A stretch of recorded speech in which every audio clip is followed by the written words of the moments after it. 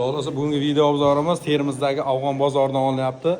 Sizlar uchun hozir trendda ketayotgan Surxondaryodagi afg'on gilamlarini bitta obzor qilib ko'rsatib o'tib ketamiz. Buni qaysi ranglarni hozir eng trendda yaxshi ketyapti hozir? Har xil rangi bo'lsa, muammo faqat yashil bilan ko'p yaxshiroq ketadi. Eng hadoy kam ketadi. Eng hadoy varianti yashil rangi bilan ko'k rangi bo'lar ekan. O'g'imizda uni faqat tanlagan, bunaqa yubka joy ko'rsatsa bo'ladimi? Mana ham eng hadoy rangi ekan.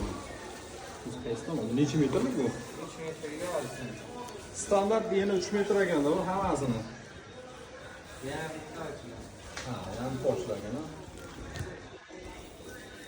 Buni nech pul dedingiz? Bu 110 sotamiz. Aytganimda sizga 145 pul beramiz. Bo'lmasa bizni kanal nomidan kelsanglar 145 ming so'mdan bemalol xarid qilsanglar bo'ladi. Bu gilamni lekin bunaqa arzon narxda hech qayerdan topmaysizlar.